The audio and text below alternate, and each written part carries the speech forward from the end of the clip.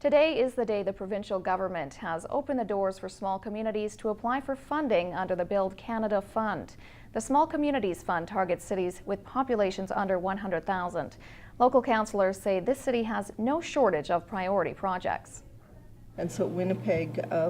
Road improvements, along with other projects around green infrastructure, public transit and drinking water, are a few of the areas the Small Communities Fund will target. Earlier this year, the federal government earmarked $1 billion over 10 years for the fund, but the funding, federal or provincial, comes with a cost.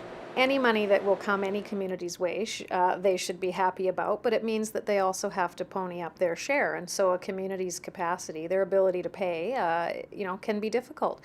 Infrastructure has been a hot topic this election campaign, with the city looking at many millions of dollars to get its infrastructure above and below ground where it needs to be. It's something the new council will have to consider carefully. We've got to look at our storm utility.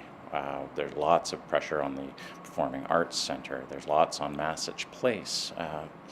Wide variety of different things, and we haven't even gotten into the discussions yet. So do I have a favorite? I've got a lot of different favorites right now. It's just about balancing those priorities.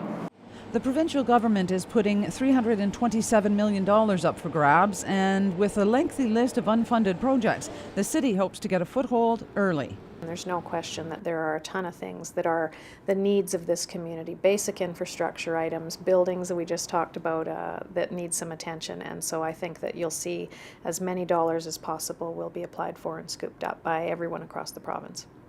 Mayor Sherry Green says given the number of communities with populations under 100,000, the pot of money is relatively small. But the city does have an advantage on that front. Budget discussions are formally underway months ahead of schedule for this municipality and likely many others.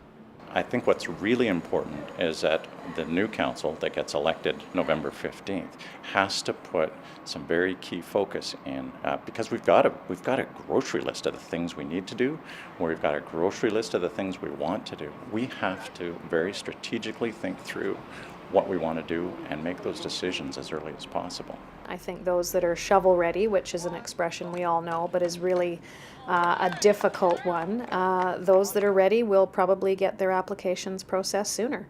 The difficulty is that in order to be ready, you've got to have identified your own source of funds. It's expected these successful projects will not be made public until early next year. Cheryl Jan, CKPG News.